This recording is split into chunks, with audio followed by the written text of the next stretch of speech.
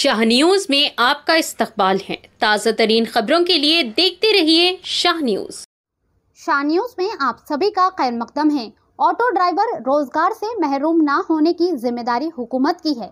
साबिक वजीर श्रीनिवास गौड़।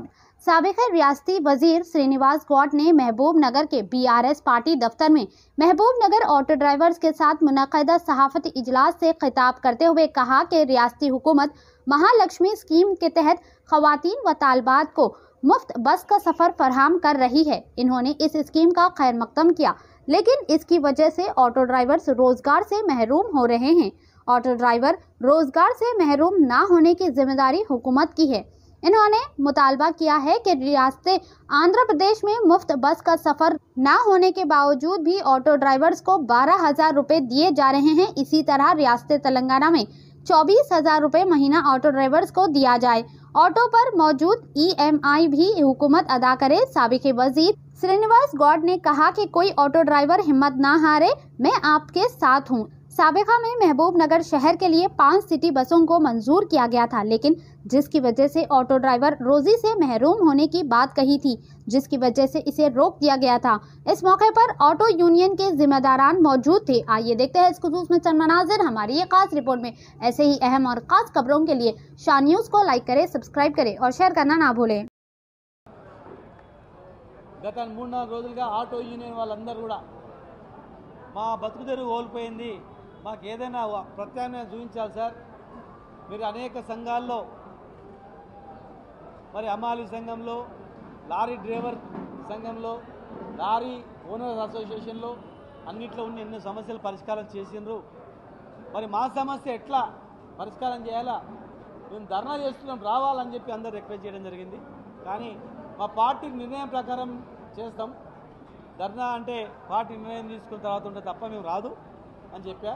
కానీ ఈరోజు మరి రాగానే మళ్ళీ ఆటో యూనియన్ వాళ్ళందరూ కూడా తెలంగాణ చౌరస్తాకు రావాలి సార్, మేము అందరం వస్తున్నామంటే వద్దు, మీ తరఫున నేను మాట్లాడతా పార్టీ ఆఫీస్తో, మీరు రండి. మా అనుబంధ సంఘం నాయకుడు శ్రీనివాస్ కలిస్తే మరి వారికి చెప్పిన మీరు మనం మాట్లాడదామని.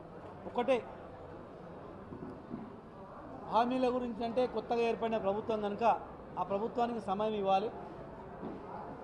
కనుక హామీలు మరి కొన్ని 24 అవర్స్లోనే చేస్తామని అన్నారు.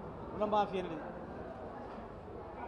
నేను అనుకుంటా రాహుల్ గాంధీ గారు 24 గంటల్లో రుణమాఫీ చేస్తా అన్నారు.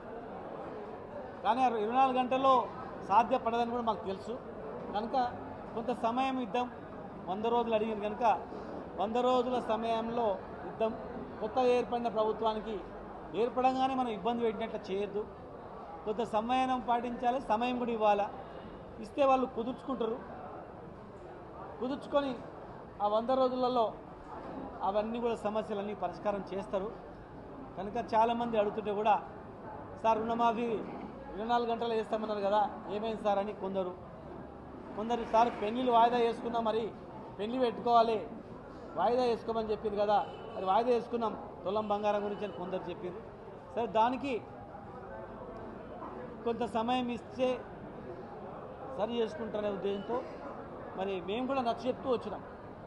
కొత్తగా ఏర్పడిన ప్రభుత్వం కనుక కొంత సమయం ఇస్తే చేస్తారులే, ఖచ్చితంగా చేస్తారు.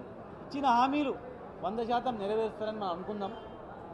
నెరవేర్చినప్పుడు మనం చూద్దాం, పార్టీ నిర్ణయం ప్రకారం చేద్దామని చెప్పినాం. కానీ ఇక్కడ ఆటో యూనియన్లు గతంలో నేను సిటీ బస్సులు వేస్తున్నా అన్నప్పుడు ఆటో యూనియన్ వాళ్ళందరూ వచ్చి సార్ సిటీ బస్సులు వేస్తే మా ఉపాధి కరువు అవుతుంది, మేము ఎట్లా బతకాలంటే ఆ సిటీ బస్సులు రద్దు చేశాం. సిటీ బస్సులు రద్దు చేసి శాంక్షన్ చేసి వచ్చిన సిటీ బస్సులను గ్రామీణ ప్రాంతాలకు పంపించినాం. గ్రామీణ ప్రాంతాలకు పంపించి వచ్చిన 5 బస్సులు కూడా గ్రామీణ ప్రాంతాలకు పంపించి హైదరాబాద్కు మిగతా ప్రాంతాలకు పంపించి వీళ్ళ ఉపాధి దెబ్బతినకుండా, ఆటో యూనియన్ ఉపాధి దెబ్బతినకుండా మరి చేసినాం. ఎందుకంటే వాళ్ళు సమాజంలో ఇంటింటికి పోయి ఇంటికాడికి పోయి బండి చేసి సమయంలో స్కూల్ బస్సులు రాకపోయినా స్కూల్కు, గ్రామీణ ప్రాంతాల్లో కూరగాయలు కావచ్చు, మనుషులు కావచ్చు, వేయి బళ్ళు కష్టపడి మరి అలవాటు పడి కొన్ని వేల